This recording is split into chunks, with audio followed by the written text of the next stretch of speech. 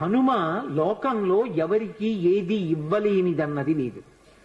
ఆయన ఎవరికి ఏ కోరిక ఉండనివ్వండి, కోరిక ఉండకుండా ఉండడం అన్నది సాధ్యం కాదు. కోరిక ఉంటుంది కానీ అది ధార్మికమై ఉండాలి. ధార్మికమైన కోరిక అయి ఉండి కోరిక కానిది. ఆ మాట మీరు బాగా అర్థం చేసుకోవాలి. నాకు పెళ్ళవ్వాలి అని ఒక పురుషుడో స్త్రీయో అనుకున్నారనుకోండి, తప్పు కాదు, ఎందుకంటే పెళ్లి చేసుకోవాలి. నాకు కొడుకు పుట్టాలి, కూతురు పుట్టాలి, అది తప్పు కాదు, ఆ కోరిక ఉండాలి. నేను ఒకళ్ళ దగ్గర చెయ్యి చాపకుండా అన్నం తినాలి, తప్పు కాదు, అన్నం తినాలి. అలాగే నేను అనాయాసంగా శరీరం విడిచిపెట్టేయాలి, తప్పు కాదు, ఆ కోరిక ఉండాలి మనిషికి. ఏ కోరికలు ఉండి తీరాలో అవి పండితే నువ్వు పండుతావో అటువంటి కోరిక కోరి కూడా కోరని వాడే అవుతాడు. అటువంటి కోరికలు ఉండాలి. ఆ కోరిక తీరకపోతే లోకంలో చాలా సులువైనటువంటి మార్గాన్ని పరాశర సంహిత చెప్పింది. పరాశర మహర్షి నిన్న మీతో మనవి చేసి ఉన్నాను. హనుమకి సంబంధించినటువంటి ఉపాసన రహస్యములనన్నిటినీ క్రోడీకరించి మనకి సంహితా రూపంలో ఇచ్చారు. అందులో చెప్పారు శ్లోక రూప మంత్రం. అది మంత్రం అయితే మళ్ళీ అందరూ చెప్పడానికి సావకాశం కలగచ్చు, కలగకపోవచ్చు, ఎందుకంటే స్వరభేదం ఉంటుంది. కానీ అది శ్లోక రూప మంత్రం. అందుకే తప్పు చెప్పకుండా చెప్తే చాలు.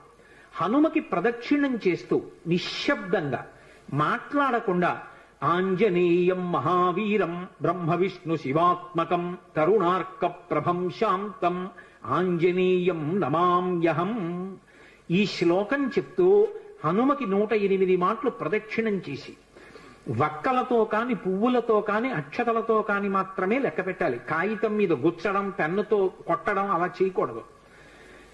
వక్కలు 108 ఓ డబ్బాలో పట్టుకెళ్ళి, ఖాళీ డబ్బా పట్టుకెళ్ళి ఈ ఒక ప్రదక్షిణం చేసినప్పుడు మళ్ళీ స్వామి దగ్గరికి రాగానే నిలబడి ఈ శ్లోకం చెప్పడం. ఆంజనేయం మహావీరం బ్రహ్మ విష్ణు శివాత్మకం తరుణార్క ప్రభం శాంతం రామదూతం నమామ్యహం అండం. ఆ వక్క తీసి పక్క డబ్బాలో వేయడం. 108 ఇందులో వక్కలు అందులోకి వచ్చాయంటే 108 ప్రదక్షిణాలు అయిపోయి మళ్ళీ వక్కల డబ్బా పట్టుకుని ఇంటికి వెళ్ళిపోవడం. హనుమ యొక్క ప్రదక్షిణముల చేత ఆయన అనుగ్రహంతో ఎటువంటి కోర్కెలను కూడా ఆయన తీర్చగలిగిన శక్తి కలిగిన వాడు అని అనుభవించిన పెద్దలు చెప్పిన మాట. అలాగే అకస్మాత్తుగా విపరీతమైనటువంటి రోగం ఏదైనా శరీరానికి ఏర్పడి భయం కలిగితే హనుమానంజనాసు నోవాయుపుత్రో మహాబల అకస్మాతా గతోత్పాతం నాశయాసు నమోస్తుతే, ఆ శ్లోకం చెప్పాలి. అకస్మాత్తుగా రోగం వచ్చింది, స్వామి నన్ను కాపాడండి, ఈ శ్లోకం చెప్పి ఆయనకి ప్రదక్షిణాలు చెయ్యాలి. హనుమ ప్రదక్షిణముల చేత విశేషమైనటువంటి తృప్తిని పొందుతారు. అటువంటి హనుమకి ప్రదక్షిణాలు చేస్తూ, ప్రదక్షిణం అంటే గబగబ నడవకూడదు, అడుగుల చప్పుడు వినపడకుండా నడవాలి. అలా నడుస్తూ ప్రదక్షిణం చేసి ఈ 2 శ్లోకాల్ని అవసరాన్ని పట్టి అనుసంధానం చేయడం నేర్చుకుంటే ఆయన అనుగ్రహంతో రోగాన్ని నివారణ చెయ్యగలిగిన వైద్యుడు దొరుకుతాడు అని దాని అర్థం. ఆయన అనుగ్రహంతో రోగం పోతుంది. 2, ఆయన అనుగ్రహంతో ఎటువంటివైనా, అంటే నా ఉద్దేశం గొంతెమ్మ కోరికలు అని కాదు, నేను అమెరికా అధ్యక్షుడిని అయిపోవాలి అన్న కోరిక కాదు. ధార్మికమైన కోరికలు ఏవి ఉంటాయో వాటిని హనుమ తప్పకుండా అనుగ్రహించి తీరుతారు. అది పెద్దలు చెప్పిన మాట, నేను చెప్తున్న మాట కాదు. అందుకే అంతటి మహానుభావుడైన అటువంటి హనుమ చాలా తొందరగా ప్రీతి పొందేది దేనికి అంటే రామనామం చెప్పడం చేత. తులసీదాస్ గారు ఎప్పుడు మాట్లాడుతూ ఉండేవారు స్వామి హనుమతోటి. రామాయణ రచన చేసేటప్పుడు, రామచరితమానస్ రాసేటప్పుడు ఏ ఘట్టం దగ్గరికి వచ్చేటప్పుడు ఆయా ఘట్టం దగ్గర మళ్ళీ హనుమకి చదివి వినిపిస్తూ ఉండేవారు. హనుమ అంతా చదివి సరేనంటుండేవారు. అబ్బో ఎన్ని చమత్కారాలు, వాళ్ళిద్దరి మధ్యలో ఎన్ని విశేషాలు జరిగాయో తులసీదాస్ గారికి హనుమకి. అంతటి గొప్ప అనుబంధం. అందుకే హనుమ గురించి తులసీదాస్ గారు ఏవి చెప్పారో అవన్నీ కూడా అద్భుతమైనటువంటి విషయాలు. రామచరితమానస్ అంత గొప్ప గ్రంథం. తులసీదాస్ గారిని అనుగ్రహించారు మహానుభావుడు స్వామి హనుమ. అనేకమైనటువంటి అవతారాల్లో ఈ లోకంలో వచ్చి ఎందరినో అనుగ్రహించారు. వారు వచ్చినటువంటి అవతారములు ఎన్నో ఉన్నాయి. అందులో సమర్థ రామదాసు గారిగా వచ్చారు ఒకప్పుడు. నారాయణ అన్నది ఆయన యొక్క అసలు పేరు, ఆ పిల్లవాడికి తల్లిదండ్రులు పెట్టిన పేరు. కానీ ఆ పిల్లవాడు విశేషమైనటువంటి రామభక్తి తత్పరుడయ్యాడు. పెళ్లి నిశ్చయం చేశారు, పిల్లవాడిని పెళ్లిపీటల మీద కూర్చోబెట్టారు. పురోహితుడు ఇక జీలకర్ర బెల్లం పెట్టించడం కోసమని సుముహూర్త సావధాన సులగ్నే సావధాన అంటున్నాడు. పెళ్లి కొడుక్కి ఇంకోలా వినపడింది, సావధాన సావధాన. ఇలాగే అందరూ గృహస్థాశ్రమంలోకి వెళ్ళిపోతున్నారు, లంపటంలోకి వెళ్ళిపోతున్నావు, ఇక నిన్ను నువ్వు ఉద్ధరించుకోలేవు, నా మాట విను, ఇప్పటికైనా మించిపోయింది లేదు, ఇంకా సుముహూర్తం రాలేదు, తొందరపడు అన్నట్టుగా వినపడింది. సావధాన సావధాన అన్నది జాగ్రత్త పడు అన్నట్టు వినపడింది ఆ నారాయణ అన్న పిల్లవాడికి. అంతే హనుమ యొక్క అనుగ్రహం ఆవేశించింది. హనుమదవతారం అంటారు సమర్థరామదాస్ గారు. ఒక్కసారి పెళ్లి మంటపంలోంచి 10 దూకులు దూకి వెళ్ళిపోయారు. వెళ్ళిపోయి గోదావరిలో దూకేశారు. దూకేసి గోదావరి నదినంతటినీ కూడా ఈది ఆవలిగొడ్డుకు వెళ్ళిపోయి 10 రోజులు ఆగకుండా నడిచి వెళ్ళిపోయారు అరణ్యంలో. వెళ్ళిపోయి గోదావరి నందిని అనేటటువంటి 2 నదుల యొక్క సంగమ స్థానంలో కూర్చుని నిరంతర రామధ్యానం చేస్తుండేవారు. అంత రామధ్యానం చేసి రామదాసు అని పేరు పొందారు. ఒకప్పుడు బదరీ వెళ్ళారు వారు. బదరీ వెళ్ళి ఆనాడు దేశంలో ఉన్నటువంటి అధార్మికమైన విషయాలు చూసి వ్యగ్రత చెంది ఒక జలకూపమునందు శరీర పరిత్యాగం చేస్తానని నిర్ణయించుకున్నారు. రామచంద్రమూర్తి ప్రత్యక్షమయ్యారు. నీ వలన ధర్మం నిలబడాలి, నువ్వు శరీర పరిత్యాగం చేస్తే ఎలా? నువ్వు సమర్థుడవు ధర్మం నిలబెట్టడానికి, నీ వలన ఒక వ్యక్తి ధర్మాన్ని నిలబెట్టేవాడు తయారవుతాడు. అందుకే సమర్థ రామదాస్ అన్న పేరుతో లోకంలో వ్యవహరించమన్నారు. సమర్థ రామదాస్ అని పేరు మార్చుకుని హిమాలయ పర్వతాల నుంచి వస్తుంటే ఆయనకి హనుమత్ సాక్షాత్కారం అయింది. సమర్థ రామదాసు గారికి దీక్ష ఎవరిచ్చారు అంటే స్వయంగా హనుమ ఇచ్చారు. ఆయనకి జపమాల, కమండలం, అలాగే కృష్ణాజినం, ఆ దీక్షా వస్త్రాలు, వీటన్నిటినీ కూడా స్వామి హనుమయే అనుగ్రహించారు. ధర్మ సంస్థాపన కోసమని సమర్థ రామదాసు గారు కోదండాన్ని బాణాన్ని పట్టుకు తిరుగుతుండేవారు.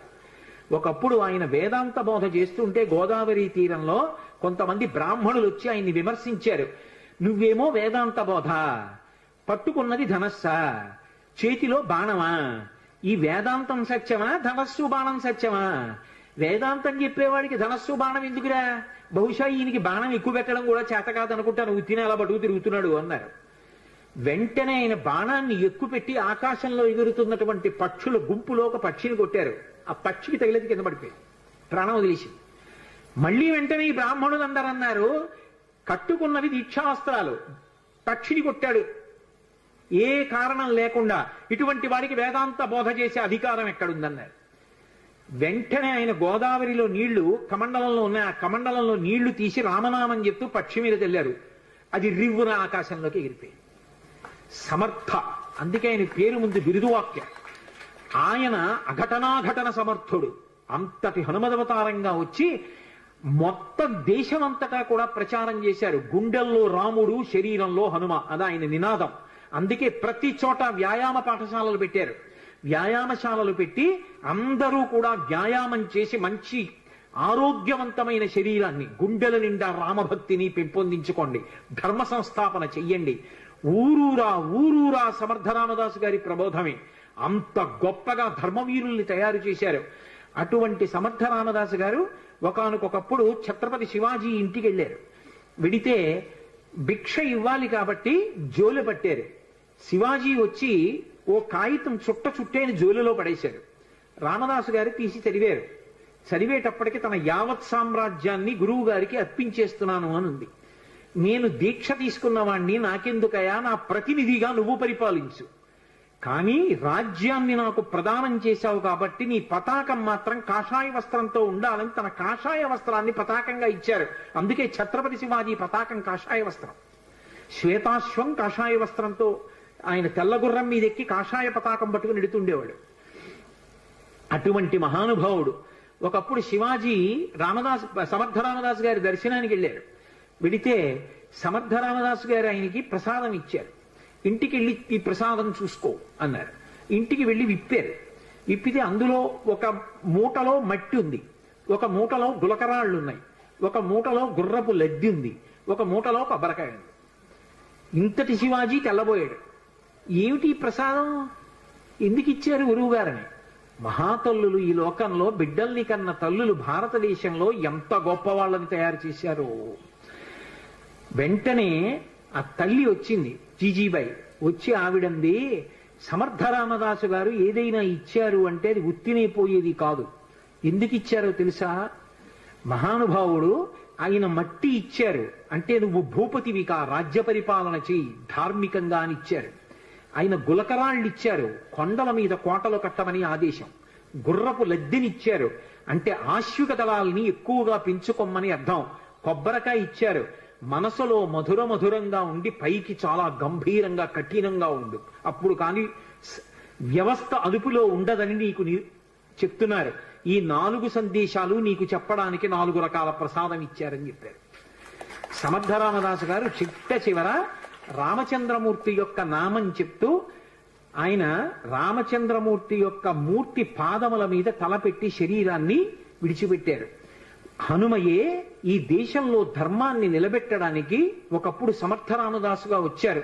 ఎందరూ పొందారండి హనుమత్ సాక్షాత్కారం. ద్వైతమతావలంబకులు మహానుభావులు రాఘవేంద్ర స్వామి వారు హనుమ యొక్క సాక్షాత్కారాన్ని పొందారు. ఆయన్ని చిన్నతనంలో వెంకటనాథుడు అని పిలుస్తుండేవారు. ఆయన కటిక పేదరికం అనుభవించారు. శిష్యులందరికీ కూడా వేదాంత పాఠం చెప్పి దొరికినదేదో అది తినేవారు. ఆయన చరిత్ర గురించి చెప్తూ కొన్ని అద్భుతమైన విషయాలు చెప్తారు. వారి భార్య గారికిట ఒక్కటే చీర ఉండేదిట. ఆ చీర సగభాగం కట్టుకునేవారట, సగభాగం తడిపి ఆరేసేవారట. అవతలది ఆరితే ఆ ముక్క కట్టుకుని ఈ ముక్క ఆరేసుకునేవారట ఆవిడ. అయినా సరే దరిద్రాన్ని పక్కన పెట్టి భర్త గారిని అనుగమించినటువంటి మహాపతివ్రత. అటువంటి తల్లి, ఒక్కగానొక్క కొడుకు, శిష్యులకి వేదాంత పాఠం చెప్పి దొరికితే తినడం, లేకపోతే ఉపవాసం. అటువంటి వారు ఒకసారి ఒక చోటికి శుభకార్యానికి వెడితే ఆయన్ని పిలిచి గంధం తీయమన్నారు వచ్చిన అతిథులందరికీ గంధం పెట్టడానికి. సూక్త పఠనము అని ఒక మాట ఉంది లోకంలో. పరమభక్తితో సూక్తాన్ని పఠిస్తే సూక్తాధిదేవత అనుగ్రహిస్తుంది. ఆయన అగ్ని సూక్తం చదువుతూ గంధం తీశారు. తీస్తే ఆ గంధం అందరూ బొట్టు పెట్టుకున్నారు. ఒళ్ళు మంటలు వచ్చేసింది వచ్చిన అతిథులకి. ఎక్కడది ఈ గంధం, ఎందుకు ఇలా మంటలు వచ్చిందని అడిగారు. ఆ యజమాని అడిగాడు రాఘవేంద్ర స్వామిని, ఎందుకు ఇలా మంటలు వస్తున్నప్పటికి ఇంకా వెంకటనాథుడు ఆయన పేరు, ఎందుకు ఇలా మంటలు వచ్చిందని అడిగారు. నేను అగ్ని సూక్త పఠనం చేస్తూ ఈ గంధం తీశాను అన్నారు. ఏమిటి అగ్ని సూక్తం చదువుతూ నువ్వు గంధం తీస్తే ఒళ్ళు మంటలు వచ్చిందా? నువ్వు వరుణ సూక్తం చదివితే చల్లబడుతుందా అన్నారు. చల్లబడుతుందన్నారు. ఏది వరుణ సూక్తంతో తీయన్నారు. ఆయన వరుణ సూక్తం చదువుతూ గంధం తీశారు. ఆ గంధం పెట్టుకుంటే అందరికీ ఒళ్ళు చల్లగా అయిపోయింది. అంతటి మహానుభావుడు సుధీంద్ర స్వాముల వారిని వారి గురువు గారి ఆజ్ఞ మేరకి అకస్మాత్తుగా వారు సన్యాసాశ్రమం తీసుకుని రాఘవేంద్రుడు అన్న పేరుతో ఆ ద్వైత మఠాధిపతులు అయ్యారు. వారు మన ఆంధ్రదేశంలో మంత్రాలయం దగ్గరే హనుమ గురించి జపం చేస్తే పంచముఖాలతో ఆంజనేయ స్వామి ఆయనకి ప్రత్యక్షం అయ్యారు.